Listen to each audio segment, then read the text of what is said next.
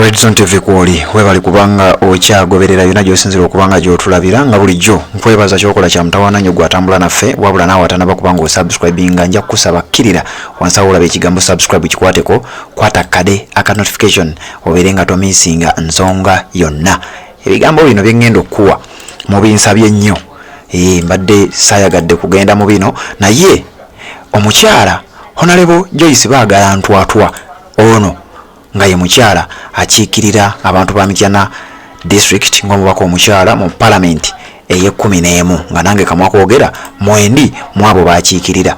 Honorable Joyce baagala ntwatwa ng'era bw'oyinza okukisuubira ku radio CBS ey'obujjajja yakyaziddwa mu pulogulaamu emu ekubirizibwa Medi Nzereko Sebuliba era mu pulogulaamu eno baamubuuziza ebigambo bingi nnyo wabula mu bigambo byayogedde njagadde nkuweeko ebyo ebitonotono mu bimu kwebyo byengenda okuwa.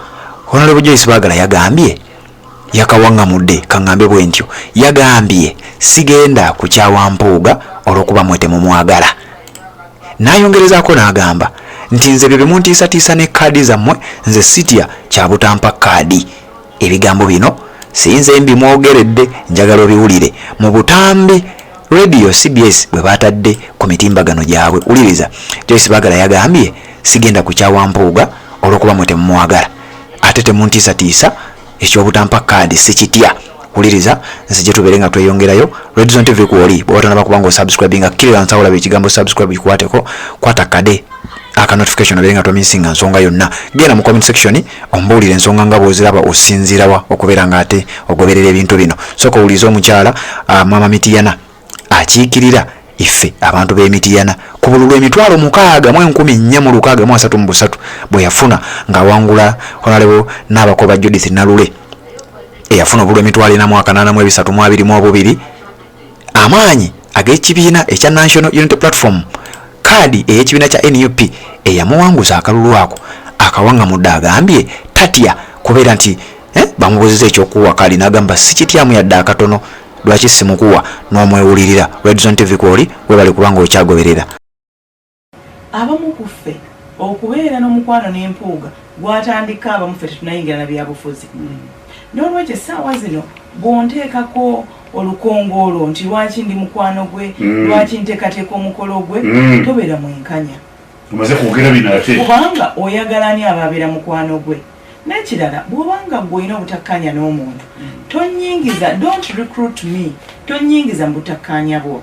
Bw'obanga olina obukyayi ku muntu tonyingiza mu bukyayi bwo. Mukyawe nga ggwe nze sigenda kukyawa muntu nga mukwano gwange kubanga omulala naye amukoze ki amukyayi tawalanirako siina mpalaniraako era nakyo si kyabuntu. Ate n'ekirala ekintu ky'okutiisa omuntu nti kaadi ekyamazima siri omu kuba kitya edda nze nkola kituufu totya tibona ku makaadi ekibiina kimanyi damu kiri totya tibona ku makaadi nedda si kitya naye ng'ensonga eyo Medi ngera bw'ogambye tuteekateeka omukolo actually emmisa eyo yakwebaza olw'obulamu bwa Oweekitiibwa Mathias Mpuuga olw'ebyo Katonda byamusobozesezza okukola n'okusoomoozebwa kwamuyisizzaamu kuba Katonda byonna byakuteekateekera obimwebaza kubanga ye Katonda era omugulumiza.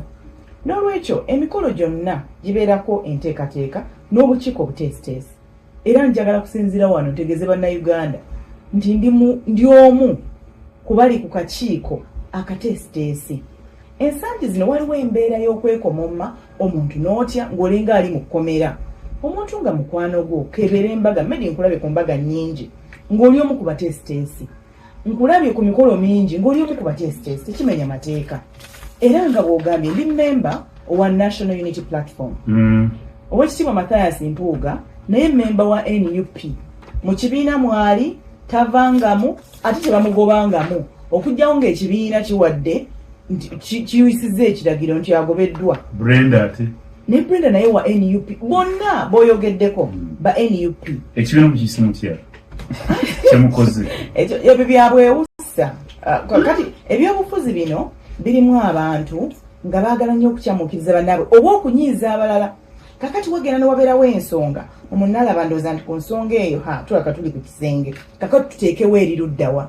Njagala kutegeeza bannayuganda, nze Medi ogenda okuyingira mu NUP nali ku NBS nga ngenda okwesimbawo era nawandiika ekiwandiiko ne kifuluma. In fact waliwo breaking news neneegatta ku NUP era nenangirira okwesimbawo.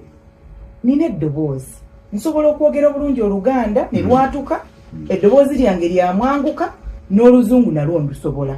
Nsobola bulungi okuwandiika, nsobola n'okwogera. Kitegeeza nti singa wabeerawo embeera yonna nga ngenze mu kibiina oba nkoze kibiina, tewali nsonga yandintiisizza.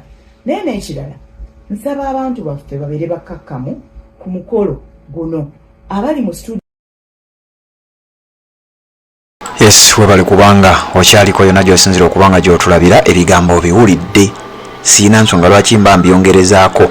Omukyala Honorable Joyce Baagala Ntwatwa byebyo byayogedde bwe yabadde ku CBS ng'akyaziddwa era ensonga yayogedde nnyingi nnyo, naye anti obweddamu wagala kuwulira biki ebyabaddeyo. Nkuwaddeko ebyo nange byensobodde okufuna. Programu nabagibaddeko era byonna nabiwulidde. Programu yonna nga bwe yabadde nagiwulidde nga neeri Mathias Mpuuga ali ku BBS Telefina ali ku programu emu era nga naye attaanya ensonga era bwe batyo bazittaanyizza. Sibikuwadde bwe bali kubanga okyaliko ku Red Zone TV. Omukyalo ono Honorable Joyce Baagala Ntwatwa akiikirira Mityana Municipality, akiikirira Mityana District ng'omubaka omukyala woman MP Mityana District. Era bye ebigambo ebyamuvuddemu by'oyinza okubanga owulira, by'oyinza okubanga abamu ku mmwe bye mubadde mu nsaba ndowooza bibawadde. Yagambye baamubuuzizza totya kyabutakuwa kaadi, yazeemu n'abategeeza nti nze ekyobutampa kaadi sikitidde nnyo, era n'ayongerezaako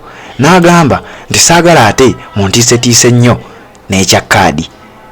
Ndowooza ng'agamba yajja okuvuganya oba yali tali ku kaadi y'NUP, naye ng'omulundi gwe yasembayo okuvuganya nga tali ku kaadi y'NUP ebyatuukawo mwabiraba.